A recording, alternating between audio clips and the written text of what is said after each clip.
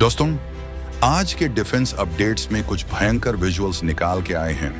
Indian navy की massive fire power और पाकिस्तान के नए JF-17 के डेंजरस अपग्रेड पर फुल ब्रेकडाउन करेंगे, तो वीडियो एंड तक जरूर देखना। एक एक पॉइंट इंपॉर्टेंट है।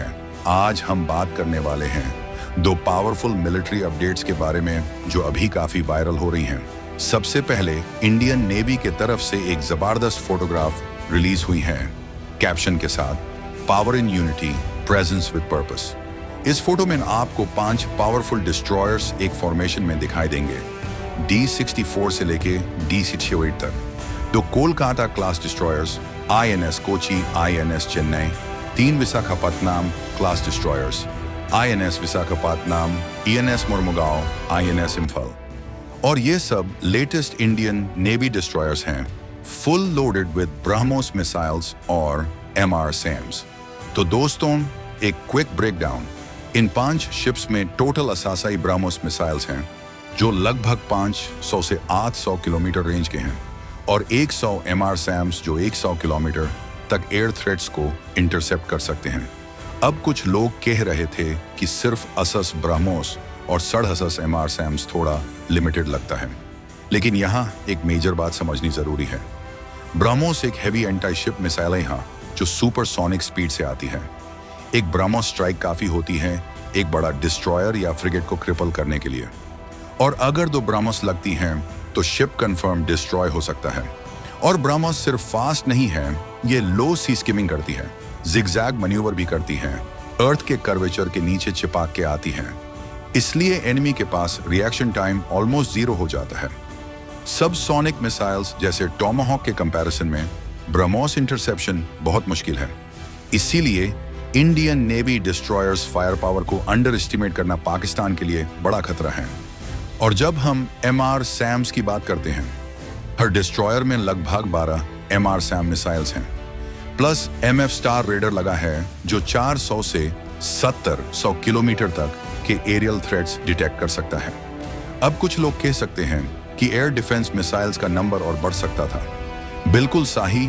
फ्यूचर अपग्रेड्स में जब VLS-RSIM सिस्टम लगाया जाएगा तो प्रोटेक्शन और इनहैंस हो जाएगी। ऑल्सो ये वॉरशिप्स कभी अकेला ऑपरेट नहीं करते, ये नेटवर्क सेंट्रिक वॉरफेयर करते हैं। डाटा लिंक के थ्रू सारे वॉरशिप्स एक दूसरे को सपोर्ट करते हैं, मिसाइल्स गाइड करते हैं, टारगेट शेयर करते हैं, यानी एक शिप का लिमिटेशन दूसरे शिप कॉम्पेंसेट कर लेता है। सिंपल भाषा में बोले तो इंडियन नेवी की ये टास्क फोर्स पाकिस्तान नेवी को एक दिन में न्यूट्रलाइज कर सकती है। अब बात करते हैं दूसरी वायरल फोटो की, पाकिस्तान के JF-17 ब्लॉक 3 फाइटर जेट की। इसमें एक बड़ा अपडेट दिखा। पहली बार PL-5 BVR मिसाइल को फुली इंटीग्रेटेड देखने को मिला।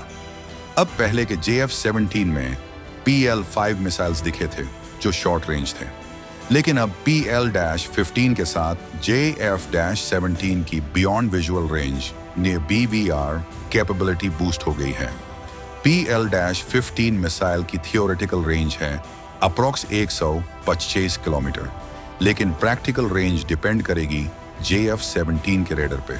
JF-17 ब्लॉक 3 में एक ऐसा रेडर है जो मैक्स 100 किलोमीटर रेंज तक 5 square metre RCS targets detect कर सकता है, लेकिन एक्चुअल कॉम्बैट में जैमिंग और लो RCS टारगेट्स के चलते रियल एंगेजमेंट रेंज आसानी से आसपास की दूरी पर होगी। कुछ लोग बोलते हैं कि पाकिस्तान अपने AEW&C के थ्रू PL-15 मिसाइल्स को फुल रेंज तक फायर कर सकता है, लेकिन दोस्तों रियल सिचुएशन में कुछ लिमिटेशंस हैं। पाकिस्तान का AEW प्लेटफॉर्म स्वीडिश ओरिजिन का है, मिसाइल चाइनीज ओरिजिन की है। दोनों के बीच डायरेक्ट डेटा लिंक कंपैटिबिलिटी नहीं है, और पाकिस्तान का लिंक सातो नेटवर्क नेटो के लिंक 14 के कंपैरिजन में वीक है। मतलब AEW सिर्फ टारगेट डिटेक्शन में हेल्प करेगा, मिसाइल को मिड कोर्स गाइड नहीं कर सकता। मिसाइल को फाइटर जेट को खुद लॉक और गाइड करना पड़ेगा। तो थियोरेटिकली PL-15 डेंजरस है, लेकिन प्रैक्टिकली इतना ईजी नहीं है पूरा पोटेंशियल यूज करना। इंडिया की तरफ से भी एक स्ट्रॉन्ग काउंटर आ रहा है। अस्ट्रामक 2 मिसाइल का LSP लिमिटेड सीरीज प्रोडक्शन शुरू होने की रिपोर्ट्स आ रही हैं। अस्ट्रा मार्क 1 और मार्क 2 के बीच मेनली बूस्टर का डिफरेंस है। फाइटर जेट्स जैसे Su-30 MKI, Tejas mark 1A Astra mark 2 fire कर सकेंगे। और भारत का पूरा सिस्टम अपना है, फाइटर एयरक्राफ्ट अपना, मिसाइल अपनी, रेडर अपना और बीनेट सॉफ्टवेयर डिफाइंड रेडियोस का डेटा लिंक सिस्टम। इसलिए mid course missile guidance easily possible है, अनलाइक पाकिस्तान का सिनेरियो। अगर एस्ट्रा मैक 2 सर्विस में फुल स्केल पे आ गया तो भारत की BVR डोमिनेंस और सॉलिडिफाई हो जाएगी। अगर एस्ट्रा MK2 ऑपरेशनल होती है तो इंडिया के पास PL-15 का एक स्ट्रॉन्ग काउंटर होगा, स्पेशली Su-30 MKI और तेजस प्लेटफॉर्म से। फाइनली एक जरूरी मैसेज, अगर आप कभी कोई मिलिट्री मूवमेंट देखें तो प्लीज एक्साइटमेंट में आकर उसकी फोटो या वीडियो सोशल मीडिया पर पोस्ट ना करें। नेशनल सिक्योरिटी हम सब की रिस्पॉन्सिबिलिटी है। अगर आपको आज की ये इंडियन नेवी अपडेट और JF-17 लेटेस्ट न्यूज पसंद आई हो तो please do like, share, subscribe. जय हिंद।